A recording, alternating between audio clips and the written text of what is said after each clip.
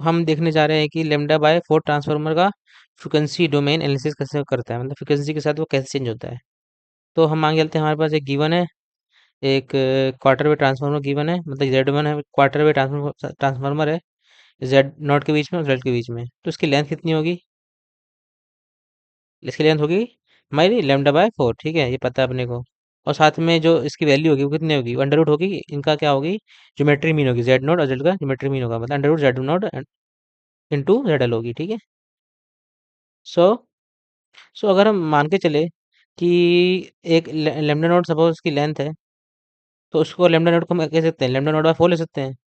कोई भी एक fix value lambda note by four ले सकते हैं, ठीक है, मतलब कोई वैल्यू लेमडा नोट की बाय फोर ले सकते हैं इसको। तो लेमडा नोट यहाँ पर क्या है, फिक्स वैल्यू है, ठीक है। सो अगर हम पता है कि लिक्विड इम्पिडेंस यहाँ से कितना होगा, हमारा होगा Z one Z L plus J Z one ten J Z Z one ten ten theta Z one plus J ten N ten beta, ठीक है। जेड नोट हमारा क्या होगा, इसमें ये होगा, इसमें इसमें चल रही होगी wave, और जेड एल हमारा इसमें ये होगा, ठीक है। सो ठीक है, ये पता है वैल्यू यहाँ पर हमें।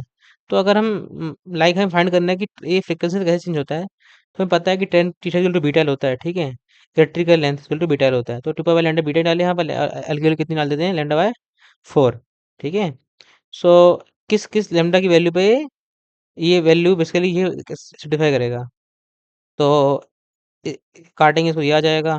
सो हम पता है कि लेमडा क्या होता है, यहाँ पर देखेंगे तो लेमडा क्या होता है, नेटली पर्सन होता है फ्रीक्वेंसी के, तो ये उल्टा चेंज हो जाएगा, इन्वर्ट हो जाएगा, तो ten F two two F naught आ जाएगा यहाँ पर। सो हमारी ट्री लेंथ आ गई, तो आप देखते हैं किस वैल्यू एफ की वैल्यू के लिए ये हमारी ये सेटिस्फाई करेगा, ठीक है। थीटा की वैल्यू ये आ गई, हम यहाँ से यहाँ पुट कर देते हैं वैल्यू यहाँ पर, थीटा के बदले बदले, ठीक है। तो हमारे पास ये मिल जाएगा अपने को, जेड कितना मिल जाएगा, ये मिल जाएगा। और हमें पता है कि रिफ्लेक्शन कोएफिशिएंट कितना होता है, वो होता है जेड इन माइनस जेड नॉट, और Z in plus Z in plus Z इन होता है, ठीक है। सो हमें पता है कि हमारा जो रिफ्लेक्शन कोएफिशिएंट होता है वो क्या होता है, वो होता है जेड इन माइनस जेड नॉट, और जेड इन प्लस जेड इन होता है। तो जेड नॉट हमारा क्या है, यहाँ पर कितना होना चाहिए, ठीक है, जेड इन हमारा लुकिंग इम्पिडेंस जो है, ठीक है। तो चाहिए जेड नॉट में चाहिए, दिखता हूँ मैं, चाहिए जेड नॉट, चाहिए जेड नॉट यहाँ ले रहे हैं यहाँ पर, ठीक है। सो हम यहाँ पर जेड की वैल्यू पुट कर देंगे, यहाँ से निकाल लिया, और जैसे पुट की हमारी वैल्यू यहाँ पर हमने, तो हमारे पास क्या सॉल्व करेंगे, तो हमारे पास क्या आ जाएगा आंसर, ये सब आंसर मिल जाएगा, बिकॉज ये जो है वो ऐसे पुट करें तो इससे मल्टीप्लाई होगा, और नीचे पुट करें तो इससे मल्टीप्लाई होगा, और नीचे भी दोनों साथ में, नीचे जो दोनों जब मल्टीप्लाई होगा तो दोनों आपस में कट जाएंगे, तो हमें बच जाएगा दोनों, ये जेड नोट इस पूरा इससे मल्टीप्लाई होगा और पूरा इससे मल्टीप्लाई होगा, तो ये मिल जाएगा अपने यहाँ पर, ठीक है। प्लस और माइनस होते हैं दोनों में यहाँ पर, ठीक है, आगे बढ़ते हैं। तो फिर अगर हम पता है हमें कि जेड वन कितना होना चाहिए हमारा, जो जेड वन है यहाँ पर, वो इसका अंडर रूट का स्क्वायर होना चाहिए, ज्योमेट्री मीन होना चाहिए दोनों का, ज्योमेट्री मीन की वैल्यू पता है अपने को, यहाँ पुट कर देते हैं। तो कंडीशन ये है कि यहाँ जेड वन हमारे जो होना चाहिए कितना, उनका ज्योमेट्री मीन होना चाहिए, ठीक है, ये मांगे चल रहे हैं अभी। तो यहाँ पुट कर दें तो ये कट जाएगा, ठीक है। And because this and this is Z L, ठीक है, this is Z L, okay, Z L, ठीक है, ये गलती से दिया है जेड एल है। तो इसको कट जाएगा, और फिर हमारा आंसर क्या बच जाएगा, ये बच जाएगा।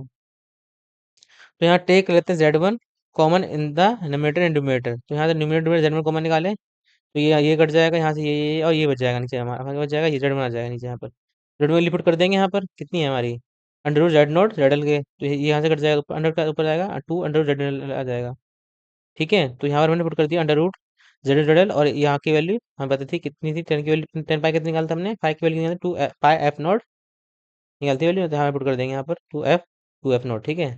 तो आगे बढ़ते हैं हम, तो हमारे पास ये वैल्यू की एंड वैल्यू ये आ गई, ठीक है। तो ये कम्प्लेक्स नंबर एक, तो हम इसे कहते हैं मोड ले लेते हैं, ठीक है। रिफ्रेश हम क्या कर रहे हैं, रिफ्लेक्स कंप्लीट का मोड ले रहे हैं, ठीक है। तो मोड लेंगे तो ऊपर का तो क्या लेंगे, अंडर का स्क्वायर करना पड़ता है, तो इसका कुछ नहीं होगा स्क्वायर, ठीक है। नीचे वाला करेंगे तो इसका ये आ जाएगा वो करने पे, ठीक है। सो तो चलिए, हाँ, जब ये आया ना तो हमने कर दिया, यहाँ से इस वाले पॉइंट में गए हमने, हमने कर लिया कि इमेजरी और रियल पार्ट अलग कर लिए, ठीक है। फिर हमने सॉल्व किया उसको, मैं ये पहुंच गया लैम्डा, हम पता है कि यहाँ पे जो फंक्शन है किसका, ऑफ एफ एंड जेड का, जो हमारा मोड ऑफ स्पेसिफिक कोएफिशिएंट, दो अच्छे फंक्शन है यहाँ पर। एक तो एफ का फंक्शन है, जैसे फ्रीक्वेंसी चेंज करते हैं हम उस लैम्डा बाय फोर ट्रांसफॉर्मर पर, और हमारे कैसे कैसे वैल्यू मिलती है एफ इसकी, तो फंक्शन, और हमारा फंक्शन किसका, एक और फंक्शन है हमारे रेडल रेडल का, रिजल्ट क्या है हमारा? रिजल्ट हमारा नॉर्मलाइज इम्पिडेंस यूज कर रहे हैं, ठीक है हम। इम्पिडेंस क्या होता है with respect to the constraint impedance के रिस्पेक्ट में क्या होता है हमारा, रुकते हैं, नॉर्मलाइज इम्पिडेंस कहते हैं, ठीक है। तो ये हम यूज कर रहे हैं।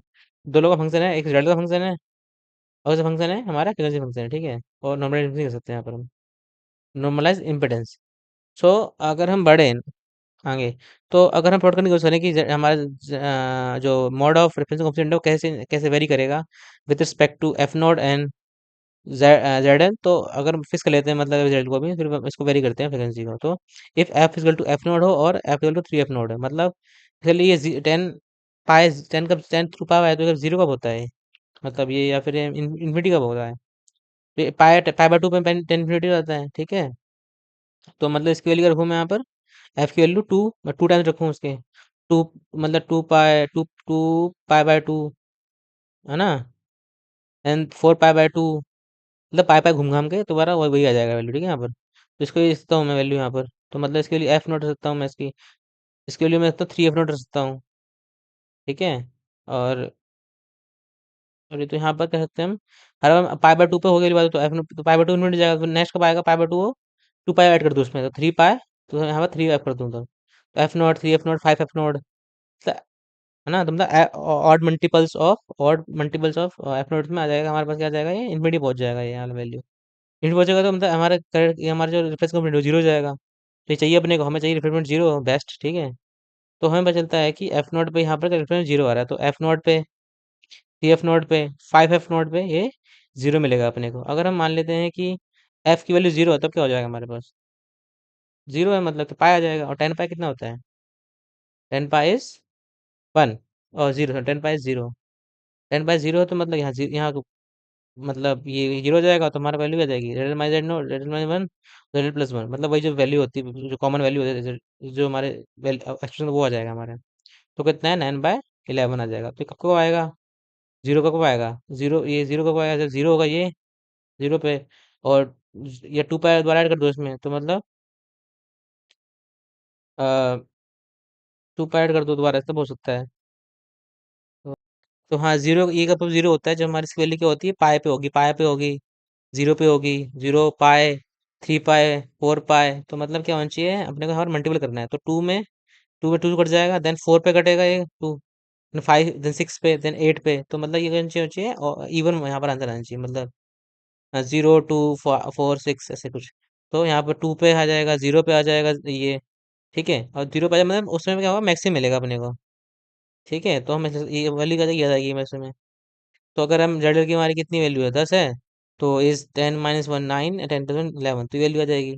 सिमिलरली अगर हम क्या करें कि अगर जेड के लिए सपोज मान लें आप क्या करें, आप क्या कर रहे हैं, जेड के लिए 5 मान ले रहे हैं और जीरो ही है हमारा, तो उसमें क्या जाएगी, 4/6 आ जाएगी। तो मतलब ये वैल्यू आ जाएगी, मतलब यहाँ पर, तो यहाँ पर वैल्यू क्या आ जाएगी, ये आ जाएगी, 0.67 आ जाएगी। यानी अगर हम दोबारा हम फिक्स करें, फ्रिक्वेंसी फिक्स रखें, जीरो रखें, और दोबारा दूसरी वैल्यू ले लें, मतलब F equal to 2 F naught ले लें, मतलब दोबारा सेम वैल्यू लें एफ की सॉरी, और हम क्या करें, और कम वैल्यू लें, 0.33 आ जाएगा उसमें, ठीक है हमारा। सो अगर फिर से हम टू के लिए वैसा करते हैं, 2 पाई के लिए, तो वहाँ पे कम वैल्यू रिपोर्ट होती रहेगी। तो हमें वैसे चलता है, जो हमारा ग्राफ जो है इसका, वो चेंज होता रहता है। तो मतलब हमारा मिनिमम कहाँ कहाँ आएगा फिर इसमें, एफ नॉट मिनिमम आता है, 3 एफ नॉट मिनिमम आता है, मतलब फ्रिक्वेंसी को अगर हम चेंज करते रहें, टू टू मतलब 3 एफ नॉट, 5 एफ नॉट से, तो हमारा क्या होता है, मिनिमम आता रहता है। मतलब हम ये मल्टी फ्रिक्वेंसी पे काम कर सकते हैं, हमारा पाई बाय 4 ट्रांसफॉर्मर, ठीक है। और सिमिलरली अगर हम एक छोटी चीज, दूसरी चीज ये दे सकते हैं यहाँ पर, जैसे हम क्या करें, नॉर्मल इंपेडेंस वैल्यू जो है जेड की कम करते आ रहे हैं, मतलब क्या, जेड और एल के बीच में क्या है, जेड जेड नोट और जेड के बीच में डिस्टेंस, वो जो डिफरेंस है कम करते जा रहे हैं, उतने हमारा क्या होता है, डिफरेंशियल कोएफिशिएंट कम होते जा रहा है, मैक्सिमा कम होते जा रहा है, मतलब गिरते जा रहा है, गिरते गिरते जा रहा है, गिरते जा रहा है, गिरते जा रहा है। और सिमिलरली हम जीरो हो जाएगा, इसका क्या हो जाएगा, जो चेंज है वो जीरो हो जाएगा, मतलब 1 हो जाएगा, दोनों दोनों इक्वल हो जाएंगे। उसके में क्या हो जाएगा, हमारा लाइन जीरो बन, ये हमारी जीरो बन जाएगी लाइन हमारी, ये लाइन वाली, तो हमारा डिफरेंस जीरो हो जाएगा और लाइन स्ट्रेट लाइन बन जाएगी वाली। तो मतलब क्या हुआ? उस केस में कोई फ्रीक्वेंसी डिपेंड, उसमें उसमें क्या होता है, कोई फर्क नहीं पड़ता, कोई फ्रीक्वेंसी पे फर्क नहीं पड़ता है। और ये जो प्लॉट कर रहे हैं यहाँ पर यार ना, वो हम नॉर्मलाइज फ्रीक्वेंसी प्लॉट कर रहे हैं, ठीक है। इसलिए यहाँ पर आपको ये 1 3 दिख रहा है, ठीक है। तो उसमें किसी फ्रीक्वेंसी पे डिपेंड नहीं करता है, अगर हमारा इक्वल है तो कोई फ्रीक्वेंसी लगा लो, उसमें क्या होगी, हमेशा मैचिंग होगी ही होगी, ठीक है। उसमें डिपेंड लेमडा फोर फोर में डिपेंड नहीं करता है, क्योंकि लेमडा फोर फोर क्या होगा शेष में ट्रांसफॉर्म क्या हो जाएगा, वो होता है हमारा अंडर जेड, तो जेड नोट है हमारा, Z naught equal to Z L है, तो उसका रह जाएगा, और रूट से रूट कट जाएगा, रूट से स्क्वायर कट जाएगा, और हमारा जेड नोट रह जाएगा। मतलब उस केस में क्या हो जाएगा, जो लैम्डा बट दोनों की जो इंपेडेंस वैल्यू होगी, कैरेक्टर इंपेडेंस, वो भी जेड नोट के इक्वल हो जाएगा। उस केस में कोई फर्क नहीं पड़ता, मतलब सब कुछ मैच ही हो गया उसमें, ठीक है।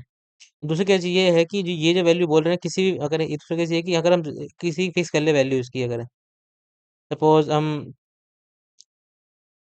अगर एफ एफ नोट को अगर हम सपोज ये ले लेते हैं, जीरो एफ नोट ले लेते हैं या थ्री एफ नोट ले लेते हैं, तो ये में से ये इन्फिनिटी आ जाएगा ये, तो ये हमें जीरो पहुंच जाएगा, मतलब किसी भी वैल्यू जेडल की वैल्यू के लिए हमारा जो करेक्शन इम्पीडेंस रहेगा वो जीरो ही आएगा, किसी वैल्यू ऑफ जेडल के लिए, अगर हम इस फ्रीक्वेंसी पे काम कर रहे हैं तो। कंडीशन ये है इस केस पे कि हमारा जो वैल्यू है जेडल की, मतलब जो हमारी वैल्यू है जेड वन की कितनी वैल्यू है, Z under root Z naught Z रहना चाहिए। मतलब यही हुआ कि अगर आप जेड को चेंज करोगे तो आपका जेड वन चेंज हो जाएगा उस हिसाब से। तो ये कहना कि मतलब कि किसी फ्रीक्वेंसी के लिए वर्क करेगा, इतना सही नहीं है, बिकॉज आपको at the end Z one change करना पड़ रहा है, तो मतलब ठीक है।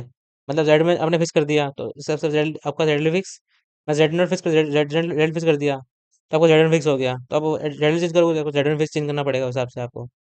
तो उस अगर वैसा करते हो आप, ठीक है, वैसा करते हो आप तो आपका सही हो जाएगा चीज़, ठीक है। तो तो यही है। तो ठीक है।